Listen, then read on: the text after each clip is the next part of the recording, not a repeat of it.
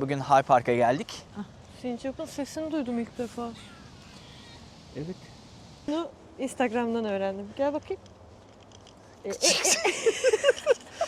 Gerçekten geliyor, gördün mü? Buradan inemez miyiz? Bilmiyorum ki aşko. İnelim. Çok sincaplar var ya her yerde. Aşkı sincap ne Saldırıya yapacak? uğrarız. Ben burayı 30 saniyede çıkarım. Koş. Yorulduk mu? Hayır. Anlat Zuhal, göle karşı anlat. Röportaj yapıyor gibisin. Abi geçsene. Ah bu Hyde Park. Hayır o... Merhaba arkadaşlar. Merhabalar. Bugün Toronto'nun batı yakasındayız. Batıdaki en güzel ve en büyük parktayız. Bugün Hyde Park'a geldik. Hyde Park'ı gezerken size buranın doğal güzelliklerini de göstermek istedik. Biraz da bura hakkında edindiğimiz bilgileri de sizinle paylaşmak istiyoruz. Evet, burası ilk geldiğimiz parklardan biri. Kanada'ya geldiğimizde gezmek için ilk buraya gelmiştik, Evet. yanlış hatırlamıyorsam. Ve yaz mevsimiydi, böyle ağaçlar falan çok yeşilliği bol bir yerdi. Çok hoşumuza gitmişti. Gezerken de böyle birkaç araştırma yapmıştık. Aslında onları biraz da derleyip size anlatmak istiyoruz. İlgimizi çeken birkaç konusu var bu parkın. Sincap'ın sesini duydum ilk defa. Evet. Ne biçim bir ses çıkarıyor öyle? Duyuluyor mu acaba? Bilmem. Kuş sandım. Döndüm bir baktım sincap. Ya şöyle, biz Kanada'ya ilk geldiğimizde buraya biraz yakın bir yerde konakladık bir ay kadar. Ben sürekli park bahçe gezmeye çalışıyordum. Hatta böyle her parkta neredeyse hemen hemen her parkta böyle beyzbol sahaları var. Ben böyle bir tane park keşfetmiştim bizim eve yakın. Orada mahalle sakinleri beyzbol oynuyordu. Böyle her gün akşamları oraya gidip acaba oynuyorlar mı diye izliyordum. Sonra internetten böyle Google Maps'ten böyle civardaki parklara baktım. Yavaş yavaş hepsini gezdik. En son bu büyük park kaldı. Burası da biraz uzaktı. Zuhal'e de dedim hadi gel bisiklet kiralayalım gidelim. Bisiklet kiraladık. Parka kadar sürdük. Parka geldik, gezdik falan. Gerçekten çok güzeldi yani. Bir de ilk geldiğimiz, böyle daha yeni keşfediyoruz. Böyle çok daha güzel hissettiriyordu o zamanlar. Şimdi de işte yavaş yavaş tekrar bu tarz yerleri keşfetmeye çalışıyoruz. Burayla ilgili o zamanlar da böyle ufak tefek bir araştırma yapmıştık. Şimdi biraz daha böyle bir baktık hani neymiş buranın tarihi diye. Şimdi size biraz onun hakkında bahsetmek istiyoruz. Bu parkı 1800'lü yıllarda John George Howard diye bir adam satın alıyor. Yani burası özel mülkmüş eskiden. Burada bir çiftlik ve ev kuruyor kendine. Karısıyla birlikte burada yaşamaya başlıyor. Evet, yanlış hatırlamıyorsam 78 hektar gibi bir rakamdan bahsediyoruz. Bayağı büyük bir yermiş. Çok büyük bir yer ve bin dolara satın alıyor yanlış bilmiyorsam. Ama şey diye düşünmeyin, o zaman ya bu zamanın parasıyla 30.000 dolar gibi bir şeye denk geliyor. Aslında yine çok uyguna alıyor Yani yani. 30-40 bin arası gibi düşünün aynen. Evet, Yine yani. uyguna alıyor bayağı. Çünkü burası gerçekten devasa bir yer. Burayı alıyor ve buranın içine yaşamaları için bir ev yapıyorlar. Zaten mühendis ve mimar diye biliyorum adamı, yanlış bilmiyorsam. Güzel bir çiftlik kuruyorlar burada. Sonrasında 2 tane özel şirkete bu alanın bir kısmını satıyor. Toronto Railway biri de yine bir başka bir railway şirketlerine. Ama şöyle satıyor gibi düşünmeyin. Çok küçük bir alanını satıyor. Yani 1 Evet, hektar yani. gibi bir alan. Yani 78 hektarlık alanın 1 hektarını satıyor. Evet ve bunları da yine küçük paralara satıyor. İşte 300 euroya 300 euroya, satıyor birine. aynen. Birine yine o civar bir paraya satıyor. Yani yine bu zamanın parasıyla 30 bin 40 bin dolar gibi Yani bir yine para. bir fazla bu zamanın parasıyla yani evet. Satın aldığı parayı zaten çıkarmış orada diye düşünüyorum. Aynen. Daha sonrasında Toronto Belediyesi burayı satın almak istiyor ve anlaşmak yapmak için görüşmeler yapıyorlar. Sanırım kolay olmuyor ama sonunda karısı da ikna oluyor ve burayı satıyorlar Toronto Belediyesi'ne. Yalnız şartları oluyor. Şartları da şu: biz ölene kadar eşim ve ben bu kurduğumuz, kendi inşa ettiğimiz evde yaşayacağız. Ve asla fiyat ödemeyeceğiz size bunun karşılığında. Yani biz bedavaya burada yaşamaya devam edeceğiz. Bu parkta asla alkol tüketilmeyecek. 2. kural. 3. kuralda bu parka girişlerde insanlardan asla ücret talep edilmeyecek. Burası Evet, özelleştirilmeyecek. sonsuza kadar burası halkın kullanıma Evet. açık olacak. Halkın kullanımına açık olacak, ücretlendirilmeyecek ve biz de bedavaya ölene kadar yaşayacağız diye bir anlaşma yapıyorlar. Bir de şöyle bir nokta daha var. Parkın ismi de özellikle Hyde Park olarak kalacak diyor. Niye? O kısmını bilmiyorum. Orada okudum yani şöyle, normalde John George Howard bu park burada Harvard Lake diye bir bölüm var, aşağıda bir lake bölümü, oranın en yüksek bölümü ve bu parkın ismini karısına hitafen yapmış. Yani hani nasıl bir anlam var tam bilmiyoruz ama karısı adına bu parka High Park ismini vermiş. O yüzden de anlaşmada bunu da sunmuş. Parkın adı High Park olarak kalacak diye. Sevimliymiş. Evet. Romantizme bak. Hani böyle bir şey var. Ayrıca şöyle bir şart daha var. Ölene kadar her yıl kendilerine 1200 Kanada doları ödenecek. O fiyat kısmına girmedim. Evet. Evet. Yani şöyle, Toronto Belediyesi $300 ödüyor. Down payment olarak, yani ön ödeme olarak. $300 ödüyor. Üstüne her yıl $1200'dı galiba. $1200 hayatları boyunca Toronto Belediyesi ödemeye devam edecek. Yani parasal şartı da bu. Bu da yine $1200, yani bugünün parasıyla yine her yıl $30.000 gibi bir Ya ödeme 30-40 bin almaları aynen, demek. bayağı fazla bir para yani. Ya bana sanki çok kötü bir anlaşma değilmiş gibi geldi ama bir yandan da tabii çok ucuza gitmiş bu kadar büyük bir alan. Evet yani ben mesela Howard'ın torunu olsam bir üzülürdüm. Ne yaptın dede derdim Ona yani. bakmadık bu arada. Belki çocukları falan yok. Yani hiç öyle bir şey geçmiyor çünkü. Karısıyla hep geçiyor isimleri. Evet, belki gerçekten olmayabilir çocukları. Evet, gerçekten de hayatlarının sonuna kadar bu evde yaşıyorlar. Taşınmıyorlar. Hatta onun şu an yaşadığı ev müze olarak galiba Evet. geçiyor. Bir de sen demiştin galiba mezarları burada gibi bir Evet, şey. evet. Burada ölüyorlar gerçekten ikisi de ve burada gömülüyorlar. Mezarları da High Park'ta. Evleri de daha sonra Toronto Belediyesi tarafından müzeye çevriliyor. Ve tüm eşyaları hiç değiştirilmeden işte Howard'ın eşyaları diye müzede sergileniyor. Yani çok enteresan bir hikaye, biraz duygusal bir hikaye gibi Evet. geldi. Çünkü buraya gerçekten manevi bir bağlılıkları varmış karısıyla ikisine. Buradaki ya bağlılıkları şuna da dayanıyor diye düşünüyorum. Aynı zamanda gözlemcilik yapıyormuş adam, doğa gözlemciliği. Uy, Gel gel. kolumu şey yapıyorsam bana gelir mi? Zuhal Geliyor. saldırır bak, gel siz. Bunu Instagram'dan öğrendim. Gel bakayım. Gerçekten geliyor, gördün mü? Evet, Zuhal internetten bir şey öğrenmiş. Yani kolunuzu şöyle yaparsanız sincaplar onu kuyruk sanıyor, size doğru geliyor diye bir şey öğrenmiş. Evet, sincaplar birbirleriyle kuyruklarıyla anlaşıyorlarmış ve böyle kuyruğu dalgalandırma hareketi birbirlerine arkadaşça bir sinyalmiş. Böyle bir şey. Koy bu buraya da. Koyacağım. Ne konuşuyorduk biz? Neyse, şey diyordum.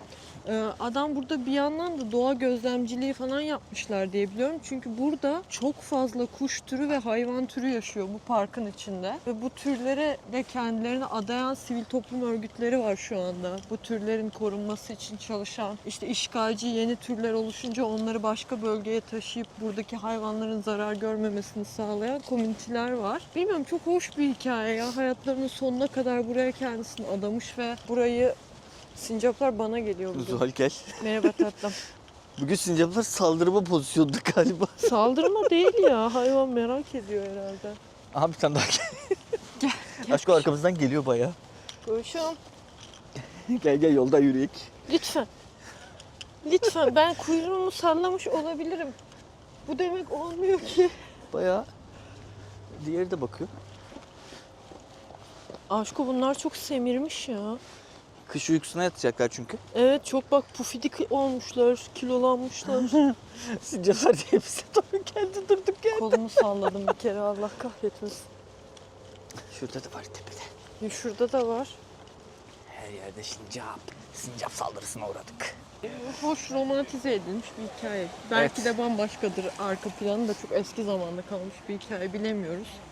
Ama görünen gerçekten buraya manevi bir bağlılıkları olan iki insanın kendini adaması gibi geldi bana yani. Yani Howard ailesinin burayı Toronto Belediyesi'ne verme karşılığında koydukları kurallar da aslında çok mantıklı geldi. Zaten tabii ki halka ücretsiz olması zaten hani başlıca amaç. Bir de alkol kullanılmamasını kesinlikle bu arada asla hani biz öldükten sonra da değişmeyecek bir kural diye koydurmuşlar. Evet. Hala da alkol kullanmak yasak bu parkta ve Aynen. hiçbir zaman değişmeyecek bu. Onun da sebebini şey diye düşünüyorum. Sonuçta ölene kadar burada yaşayacakları için buranın böyle hani serkeş bir mekana dönüşmesini istememişler anladığım kadarıyla. Büyük ihtimal. Daha Öyle çok bir böyle hani istekleri var. ailelerin geldiği, Aslında ne güzel hani görünüyormuş. insanların rahatça, tehlikesiz oturabileceği bir alan olarak düşünmüşler diye düşünüyorum. Ha bak. Ne ya? Kaplumbağa yumurtası. Aa, Kaplumbağa yumurtasını koruyorlar. Gel. gidelim o zaman, şuradan gidelim. Buradan inemez miyiz? Bilmiyorum ki aşko. İnelim. Çok sincaplar mincaplar var ya her yerde. Aşkı sincap ne Saldırıya yapacak? uğrarız. Toronto'da, ya Toronto genelinde yaklaşık olarak 10 milyon ağaç varmış. Yani Toronto nüfusunun 2 katı civarında bir ağaç popülasyonu var Toronto genelinde. Şöyle size etrafı da gösterelim bayağı. Şuradan göl daha iyi görünüyor biraz ilerlersek. Bak burada da kaplumbağa yumurtaları var. Evet, Galiba yumurtlama mevsimine denk geldik. olabilir. Bu gördüğünüz hani koruma yumurtaların korunması vesaire bunlar da o bahsettiğim sivil toplum kuruluşu tarafından yapılıyor bu arada. Neydi onun adı ya? Unuttum. Stewardship programı bir şeydi. Kazlar uçuyor. Şey var mıydı burada Canadian Goose? Var. Kanada'ya has olan kazlar Var da mıydı şu an burada? yok galiba. Arkadaşlar burada Kanada Goose denilen bir kaz türü var. İnsanlar onlardan çok korkuyor çünkü saldırıyorlar. Ya yanından geçiyorsun hiç saldırmayacak gibi duruyor ama bir anda saldırdığı oluyor. Bizim başımıza gelmedi ama başına gelen insanlar var. Biraz agresif bir tür. Biz ilk geldiğimizde onlar vardı burada. Ben de onların ne olduğunu bilmiyordum. Yaklaşmıştım bayağı. Bir şey yapmadılar Onlar bana. değildi ama o büyük ihtimal. Daha İyiydi büyük, ama daha büyük onlar da. onlar. Ha. Şöyle arkadaşlar biz yazın geldiğimizde burada ördek yavruları falan yüzüyordu hep. Burada bir sürü ördek vardı. Tam hemen şurada karşı kıyıda evler var. Ve Bilmiyorum bota videoda inen görünmüyor mu? merdivenleri var. Bota inen merdivenleri var. Kayakları Hep falan çoğunun var. da botları falan oluyor evet. Evet. Yani şöyle söyleyeyim, büyük ihtimal şuradaki evlerin tanesi vardır herhalde bir 10-20 milyon. Belki daha fazla. Bu arada bu gölle ilgili şöyle bir durum var. Toronto'da çoğu göl yüzülebilir yani. İnsanlar kumsal gibi gidip yüzüyor Toronto'daki göllerde. Ama bu gölün şöyle bir farklılığı var. Yüzülemiyor, yüzülmesi yasak. Hani şeyden dolayı değil. Yüzülememesinin sebebi hani buradaki ördekleri korumak vesaire amacıyla değil. Burada farklı bir yosun türü bulunuyormuş bu gölde. Ve bu yosun türü evcil hayvanlara ve insanlara çok zararlı bir yosun türüymüş. O yüzden köpekler de hani insanlar köpeklerini de yüzdürmüyor. Kendileri de girmiyorlar. Gerçekten tehlikeliymiş bu arada. Bahsettiğim ördekler geldi. Ördekler geldi. Yeşil başlı gövel ördekler. Kolumu sallasam gelir mi? Bize doğru geldi zaten. Kocaman. Aşko bize doğru geldi zaten. Sallasam gelir misin? Hop hop elime oturur mu? Aşko. Elime oturmak ister misin? Masmavi şu Elini alttaki çek. tüyünü görüyor musun? Gelmek ister misiniz? Şunlar yavru. Kıpgri olanlar. Evet. Şöyle iki avucuma... Ses yapma da bir sadece sessiz bir çekim bakayım ne olacak.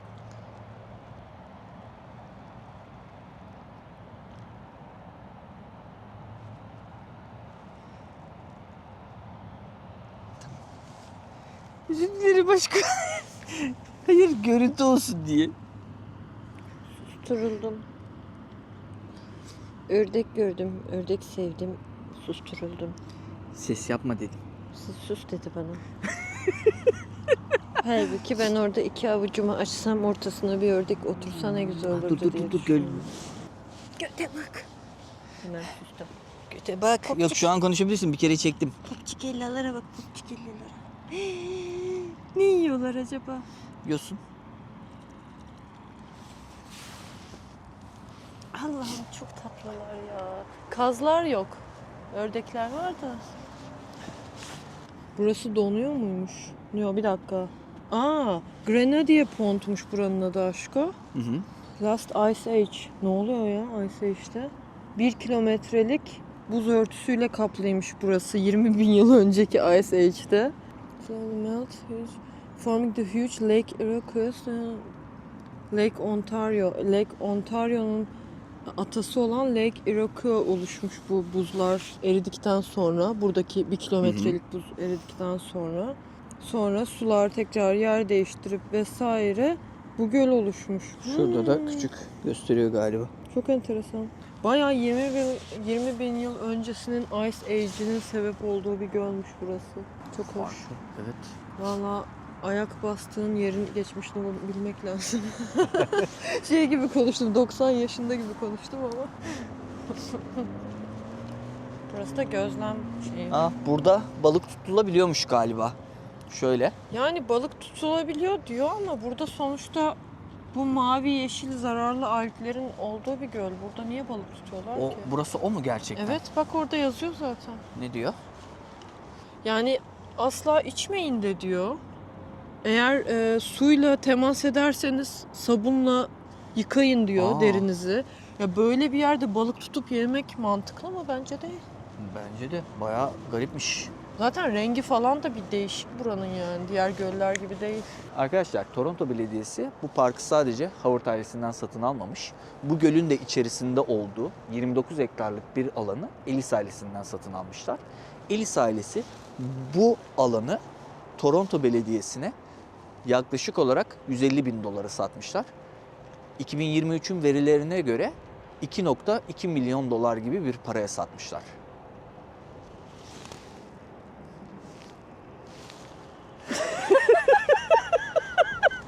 Evet arkadaşlar, burada var olan balıkların bilgileri de bu şekilde.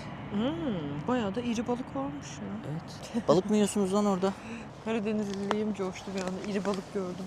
Evet, mesela arkadaşlar şöyle şu ağacı görünce aklıma gelen bir bilgiden bahsetmek istiyorum. Kanada'da anladığım kadarıyla, yanlış bilmiyorsam, düşen ağaçları yerinden oynatmak yasak. Yani hani nasıl yapabilirsiniz? Yolu kapatıyorsa yolu açacak şekilde oynatıyorsunuz. Çünkü doğanın kurallarına aykırı mı denir, ne denir artık, yani doğayla alakalı, yani düşen ağacı kaldırmıyorlar hiçbir şekilde. Hatta Ya bu bir tek Kanada'ya has bir şey mi bilmiyorum, belki diğer yani ülkelerde bilmiyorum de da vardır. ama şöyle biliyorum çünkü. Hatta Vancouver'da sahilde böyle kütükler var. Bu kütükler genelde gemilerden düşen kütükler ve o kütükleri hiçbir şekilde kaldırmıyorlar. Hatta insanlar gidip o kütüklerin üzerinde falan oturuyor. Yani böyle ilginç bir bilgi. Bilmiyorum ne kadarı doğru ama o düşen ağaçları Yok, doğru. size zararlı değilse kaldırmak yasak. Doğru, yani bir şey engellemiyorsa yolu vesaire Evet, cümleyi kuramadım. kaldırmıyorlar. Bir şey engellemiyorsa aslında. Şeyden dolayı işte ağaç düştüğünde hani tekrar bir canlı hayat orada oluşuyor, ne bileyim, atıyorum mantarlar çıkıyor, yeniden bir ağaç filizleniyor kütükte vesaire. Onu engellememek için, doğal yaşama müdahale etmemek için böyle bir şey yapıyorlar. Daha demin bahsettiğimiz düşen ağaç muhabbetinden hemen şurada düşmüş bir ağacı göstereyim. Bayağı gölün içine kadar düşmüş ve hiçbir şekilde kaldırmakla uğraşmıyorlar. Hatta etrafını çitle çevirmişler galiba. Şöyle de görebilirsiniz, biraz daha yakından göstereceğim. Bayağı dibinden kopmuş ağaç. Ağaç kopmuş ve hiçbir şekilde kaldırmıyorlar bunu. Öyle bırakıyorlar. Buranın içerisinden böyle parkta böyle insanların gezebildiği bir küçük tren oluyor. Ne denir ona? Küçük tren ya bayağı. Yani böyle Hani küçük otobüs çevresi açık, böyle turistler için. aynen, daha çok. turistler için daha çok. O trene biniş 7 dolarmış. Evet. Biraz pahalı. Ama park çok büyük yani, Evet. gezmek amaçlı olabilir. Çünkü Yani biz parkın çok küçük bir alanını yürüdük şu anda. tamamı yürünebilecek gibi değil yani. Biz sadece yürüyebileceğimiz kısımları yürüyoruz şu an. Çünkü bayağı böyle parkur alanları falan var. Böyle köpeğinizle beraber içerisine girip köpeği tasmadan çıkarabildiğiniz, gezip durduğunuz yerler var. Turtul.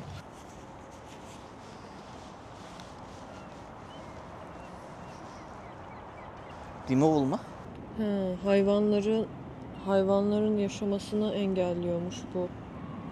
Evet, şu gördüğümüz şu uzun çimenler. Göl çevresinde. Şu göl çevresinde oluşan çimenler, hatta ta karşıda da belli oluyordur. Bu çimenleri kaldırıyorlarmış. Neden kaldırdıklarını yazmışlar. Yani gerçekten çok enteresan. Buradaki bir çimeni bile kaldırdıklarında insanlar neden kaldırıyorsunuz diye sorduğu için kocaman tabela yapıp açıklamışlar. Evet. Şu yüzden kaldırıyoruz. Hani merak etmeyin, bir sıkıntı yok gibi. Çünkü insanlar tepki gösteriyor gerçekten. Ya burada şu vardı, niye şu an yok? Ya gerçekten buradaki doğal yaşama yanlış bir harekette müdahale etmek mümkün değil. Aynen. İnsanlar sorguluyor yani. Gövel ördeklerin Uyuyorlar. uyuma alanına geldik. Uyuyorlar Göl galiba. ördeklerin hepsi uyuyor şu an. Çocuklar uyanmasın. Anam o kanatlarının altındaki mor lacivert tüyleri hayran kaldım ya. Sessiz uyanmasınlar. Özür dilerim. Uyandı. Bir tanesi uyandı. Uyandırdık bir tanesi. Uyandırdık hayvanları. Şimdi sessiz yerdeki gibi çıtırtı yapınca atlayıveriyor. Çok güzel uyuyorlar. Şurası nereye tırmanıyor acaba? Oraya tırmanalım mı? Orası Yola çıkıyor büyük parkın ihtimal. yoluna çıkıyor. Oradan çıkabiliriz istersen. Buradan çıkalım o zaman. Ya da Ya. istiyorsan direkt geri de dönebiliriz. Ya buradan Göl çıkalım. kenarından. Buradan, Farklı mı olsun? Buradan yürüyelim. Hem Tamam. 1500 merdiven adım atmış olur. Evet Sağ ben ol. çünkü hiç hareket etmiyorum biber yaptığım için. Bana hareket et diyor karım. Hayır.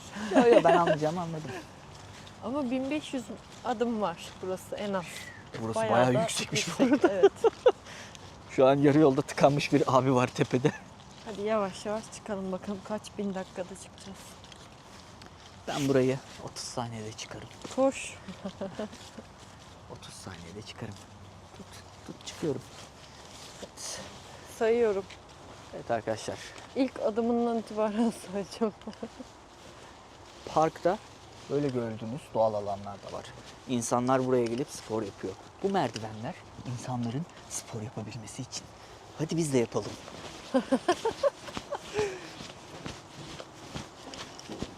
Yorulduk mu? Hayır. Evet arkadaşlar. Burası böyle güzel bir alan. Çocuklarınızı da düşünmüşler. Kaydırak koymuşlar. Yani daha ne yapsın adamlar?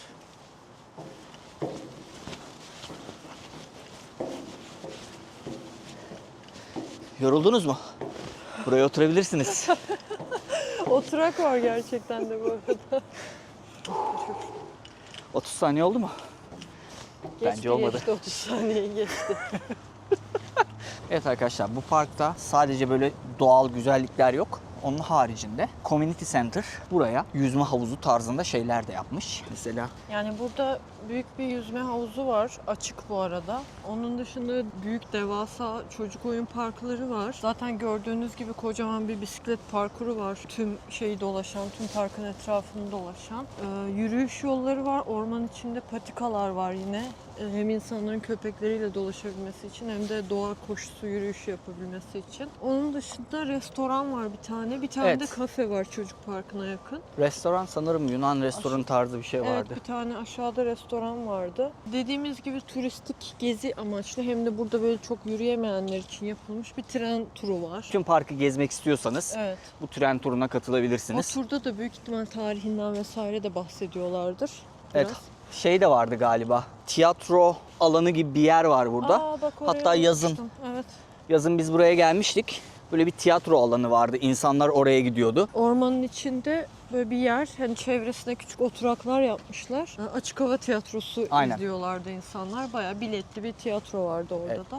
Onun haricinde parkın içerisinde bir tane küçük hayvanat bahçesi var. Ya biz pek tavsiye etmiyoruz oraya gitmeyi. Ya çünkü bir geçtik bakalım dedik. Ya hayvanlar çok küçücük kafeslerin içerisinde kalmış. Yani Kanada'da böyle bir şeye nasıl izin vermişler bilemedim. Bayağı küçücük bir alandalardı çünkü. Biraz evet fazla ufak geldi yaşam alanları. Orası çok ilgimizi çekmedi yani. Onun haricinde Howard burayı belediyeye sattıktan sonra mı önce mi tam emin değilim ama burada okul da açmışlar. Bayağı insanların gidip orada eğitim gördüğü bir High Park ilkokulu gibi bir şey sanırım. Bir okul var burada. Evet, tam Evet. detayını bilmiyorum ama. Şimdi oraya doğru gideriz bir. Ya gerçekten şehrin tam ortasında böyle büyüleyici bir yer diyebilirim burası için ben. Şurada küçük bir labirent Gölet. tarzında çimenlerden bir alan yapmışlar. Havuzumsu ama havuzda su yok şu an. Evet havuzda şu an su yok. yazın O havuzu büyük dolduruyorlar. ihtimal yazın dolduruyorlar. Süs havuzu orası. Böyle küçük bir labirent yapmışlar.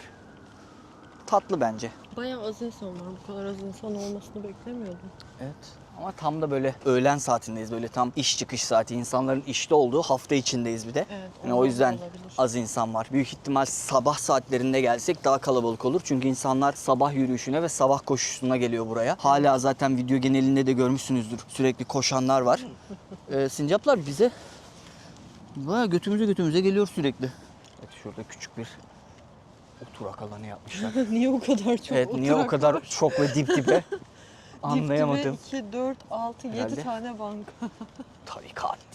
Buranın içerisinde bulunan restoranın olduğu tarafa geldik. Burası otopark mesela. Neyin otoparkı bu? Aa, Bence otopark var ya işte burası yani.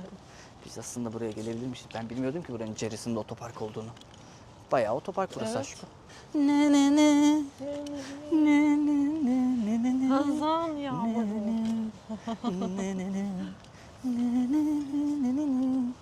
Burası public parking mi? Yoksa Bence restorana öyle. özel bir parking mi? Bence public parking bir şey yok çünkü ödeme alanı falan yok. Ah be bomboşmuş hem de. Gerçekten buraya getirebilirmişiz ama en azından parkın girişinden geldik. O açıdan da bizim de işimize yaradı yani. Şimdi kendimizi teselli edelim. Kendimi teselli edeceğim. Daha ne yapacağım başka?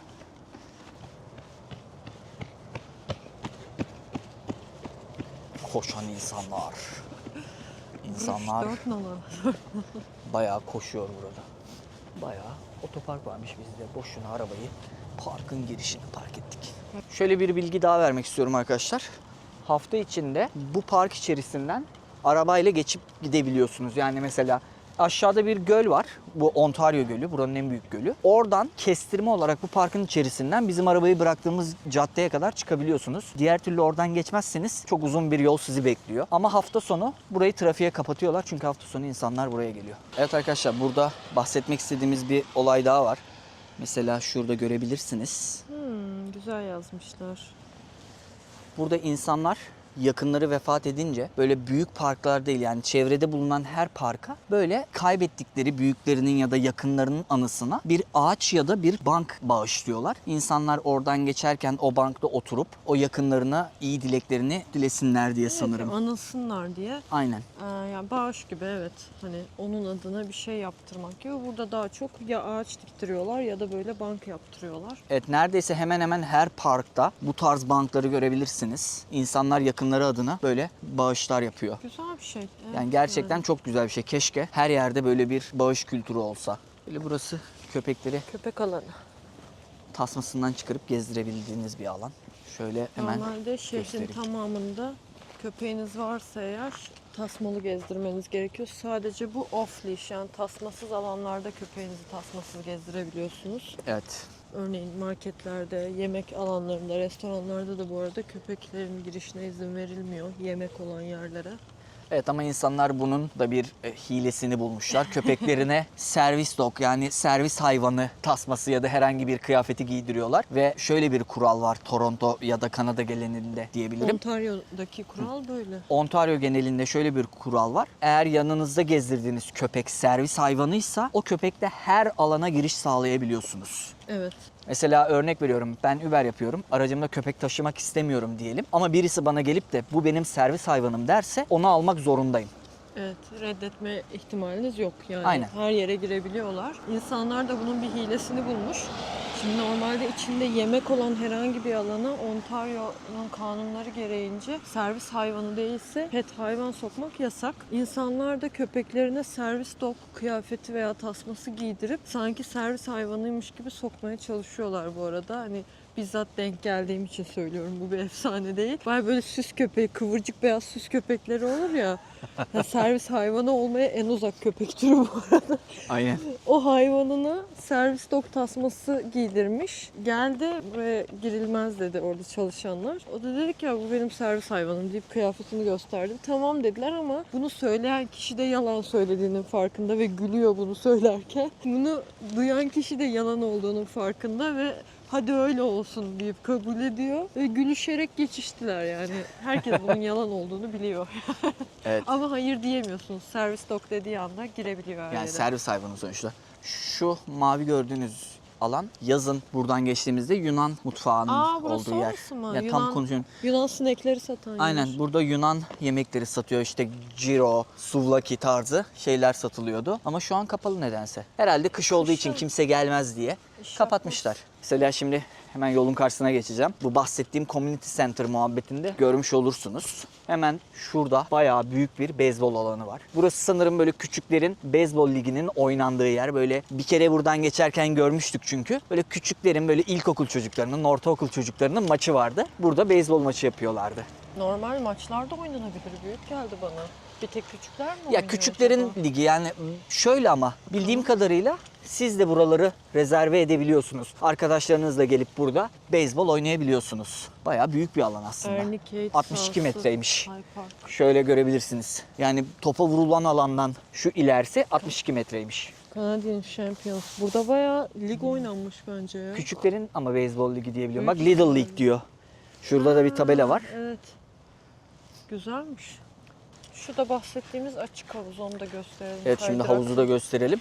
Bayağı büyük bir havuz aslında. Kaydırağı falan var. Yazın Yani tıklım tıklım oluyor bu arada. Gerçekten insanlar kullanıyor burayı. evet, yazın gerçekten dolu oluyor ya, çünkü burada göle girmek gerçekten aslında çok riskli. Yani şöyle, aşağıda şeyden bahsetmiştik. Buradaki her göle insanlar girebiliyor. Mesela aşağıda büyük bir göl var. Ontario Gölü. Onun bir kısmında biz gittiğimizde bir yazı vardı. Bu göle girebilirsiniz ama bütün risk size aittir. Can kurtaran da yok. Çünkü gerçekten o gölün kirli olduğunu söylüyorlar. Ya milyonlarca yıldır var olan bir gölden bahsediyoruz Evet, zaten. çok fazla farklı bakteri var tabii içinde, deniz olmadığı için. Şöyle şu an boş içerisi. Anca böyle Kanada'da doğup burada çocukluğunuzda da girdiyseniz, bağışıklığınız varsa bence hiçbir şey olmuyordur. Göçmenlerin çoğu oradan hastalık kapabiliyor. Vallahi beceremedim ama olsun. Şurada bir bisiklet gördüm. Şimdi size onun hakkında da bir bilgi vermek istiyorum. Beyaz bisiklet Beyaz koymuşlar. bisiklet. Evet, burada sanırım bir araç Bakalım. birisine çarpmış anladığım kadarıyla. Şimdi ondan bahsedeceğiz size. Bir şey yazıyor mu üstünde, bakalım. Bayağı yeni olmuş galiba belki bu. şeydir, protesto amaçlı. Yo, yeni olmuş aşkı, büyük ihtimal. Haber küpürü falan var galiba. Bak orada haber var arkasında. To Brian always in our hearts. Bak, Oo. 2024 Ağustos'ta olmuş. ölmüş Brian Armstrong. Yaralı kuşların gönüllü iyileştirilmesinde çalışıyormuş. Şöyle arkadaşlar, bu bisikletleri her yerde görebilirsiniz. Herhangi bir bisikletli kaza durumunda, yani bisikleti kullanan kişi vefat ettiyse o alana bu şekilde beyaz bir bisiklet hemen Evet, getiriyorlar. Yani o alana, yani tabiri caizse öldüğü alana beyaz çiçekli bir bisiklet bırakıyorlar. Bu alanda birisi vefat etti diye belirtmek için. Protesto amaçlı yapılıyor. Aynen. Yani bisikletlilerin hayatına dikkat çekmek, hani bunun dikkat edilmesine, araçların daha dikkatli kullanılması için böyle bir protesto türü yapmışlar. Üzücü yani, her beyaz bisiklet, ilk başta bilmiyorduk tabii ne olduğunu. Biz böyle süs gibi falan zannediyorduk. Çiçekli bisikletler var sağda solda. Meğer o çiçekli bisikletin olduğu yerde bir bisikletli kaza geçirmiş, ya yaralanmış ya da vefat etmiş ve çoğunlukla vefat sonucunda durumlarında koyuyorlar. Burada da buradaki yaralı kuşları iyileştiren Brian Armstrong diye bir bisikletli, herhalde anladığımız kadarıyla vefat etmiş Ağustos 2024'te. Onun için koymuşlar. Evet, Bilmiyorum, belki bisiklet kazasında vefat Büyük ihtimal etmemiş bisiklet olabilir. kazası bence. Çünkü sadece bisiklet kazalarında onu koyuyorlar. Olabilir. Böyle üzücü bir şey de var. Bu Toronto, bilmiyorum diğer şehirlerde de var mı? Biz sadece Toronto'dakini gördük. Evet, gerçekten üzücü yani. Halbuki burası da gerçekten kaza yapılmayacak bir alan. Hani enteresan geldi biraz. Evet, yani burada sadece hafta içi araçlara izin veriliyor ve buranın da zaten bir hız sınırı var. Yani o hız sınırına uyulmadığı için genelde bu tarz kazalar oluyor. Yani araçların buradan, sanırım buranın hız sınırı 20 kilometre civarı bir şey olması gerekiyor. Böyle parkın içerisinde bu tarz alanlar da var. Mesela hemen şurada gördüğünüz bu alan buz hokeyi alanı. Kışın bu alanları donduruyorlar. Bir makineleri falan var. Hani çok soğuk olmasa bile bu alanları donduruyorlar ve insanlar bu alanlarda gelip zaman dilimi kiralayıp, yani bizdeki halı saha kültürü gibi düşünebilirsiniz ama ücretsiz sitelerden ücretsiz buraları rezerve edip gelip burada arkadaşlarıyla buz hokeyi maçları yapıyorlar. Onun haricinde mesela hemen şurada bir tenis alanı var. İnsanlar gelip burada tenis oynuyor. Yani dediğim gibi bu tarz insanların etkileşim kurduğu alanları, siz buraların siteleri oluyor ya da community merkezleri oluyor. O merkezlere gidip kendinize uygun bir saat diliminde ya da gün bazında kiralıyorsunuz. Kiralamak diyorum, yani rezerve ediyorsunuz. Rezerve ediyorsunuz. Herhangi bir ücret alınmıyor. Aynen, herhangi bir ücret talep edemiyorlar. Zaten burası halkın kullanımına açık alanlar. Buraları rezerve edip gelip buralarda tenis oynayabiliyorsunuz.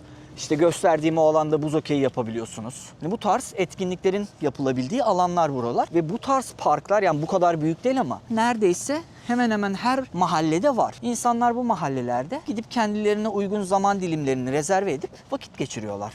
Yani bu High Park tabii ki bunun çok ekstrem bir örneği. Çünkü Toronto'nun en büyük parklarından biri.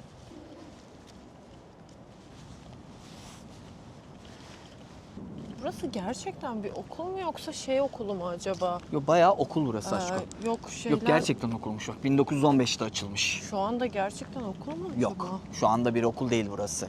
Burası şu an doğal alan. Nature Center. Bu Howard Bey mi acaba sağdaki heykel? Eli cebinde. Howard Bey'e benzettim ben.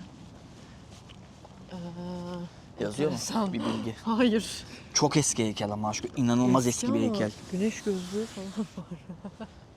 Güneş gözlüğü değildir o belki ama Normal gözlük müdür? normal gözlüktür. Hiçbir Yazmıyor. şey yazmıyor. Evet, bir bilgi yok.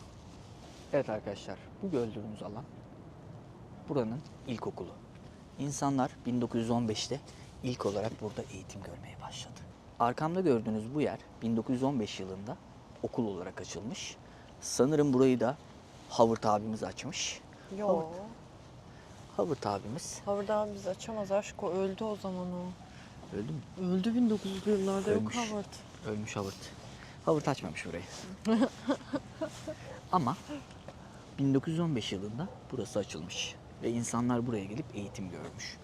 Ve anladığımız kadarıyla burası bir doğa okulu ve şöyle söyleyebilirim, izci yetiştiriyor diyebiliriz aslında. Ya doğa hakkında, buranın doğası hakkında ya da genel bir doğa hakkında. Bence öyle. Çocuklarını hani izcilik için okullara yolluyorlar ya, dönemlik falan. Bence öyle bir şey. Stewardship program falan diyor. Oradan da gönüllü oluyorlar zaten, doğa gönüllüsü. Evet, olabilir. Ava başları. Çok heyecanlı husky'ler var. Çok heyecanlı. İnanılmaz heyecanlı ama. Öyle bir heyecandan bahsetmiyorum. Şurada bir taş gibi bir şey var. Taş üstüne taş. Taş üstünde taş bırakmamışlar. Mesela evet, şurada da görebilirsiniz küçük küçük tahtaları bir araya getirmişler. Büyük ihtimal burada o küçük insanlara zamanında, küçük insanlara Küçük mı? insanlar ne ya? O küçük ama gururlu insanlara Aa, cinli doğayı yapmış. koruma için dertler. Dertler mi? Dersler verilmiş. Ay. Yeni bir konsept geliştirdim. Arada çok ciddi olarak gereksiz bilgiler vereceğim. O küçük insanlar o küçük atlara binip gitmişler aşkım. Küçük insanlara burada doğa hakkında bilgiler verilmiş. Ve doğayı korumaları için dertler, dersler, her şey yüklenmiş. O küçük insanlar o yükler arasında bu ağaç kütüklerini taşımışlar. Nokta. Bu ne? Gereksiz bir şey. Acıktım ben. 2 dakika yürüyünce olur. Acıktım. Ben de acıktım. Neyse ki. Dolma hani. Evde dolma vermiş. Karım bana hiçbir şekilde dışarıda yemek yedirmiyor. Yiyemezsin diyor. Geçen de Toronto'yu gezdik. Şurada bir şey yersin, şurada bir şey yersin dedi beni eve götürdü. Ya. Allah Allah. Aa. Cevap veremedim. Aa. Kim ya? Kimmiş o ya? Evet arkadaşlar. Bugünlük videonun sonuna geldik. Umarım videoyu beğenirsiniz. İzlediğiniz için teşekkür ederiz. Bir sonraki videomuzda görüşmek üzere. Kendinize iyi bakın. Çok cheesy bir giriş oldu aşkım. aşko ya. Başla. Arkadaşlar merhaba. High Park'a geldik. Hayır. Size biraz Biz High ne Park'ı konuştuk? tanıtacağız. Ne konuştuk? Kilim buradan çok görünüyor aşko. Bakayım. Yok, buradan görünmüyormuş. Anlat Zuhal, göle karşı anlat. Röportaj yapıyor gibisin. Abi geçsene. Ah bu High Park gölü. Hayır o Burada çok sayıda kuş türü var ve burada çalışan gözlemciler, doğayı korumak isteyenler. Sinirim, sinirim çok bozuluyor öyle yapınca. Bu göl Elis ailesine ait. Sen o tarafa doğru elini uzattın. Ben Ya bu tarafa- Zuhal'cığım ne güzel böyle işaret yaptım. Dur elini takip edeceğim. Tekrar yapsana o el hareketi. Tekrar yap bakayım. Ama cümlem yarıda kaldı. Sen el hareketini yap. Al kurguda hallederim. Vay çok güzel oldu, burayı koy. Gerçekten çok güzel oldu. Senin de bu göl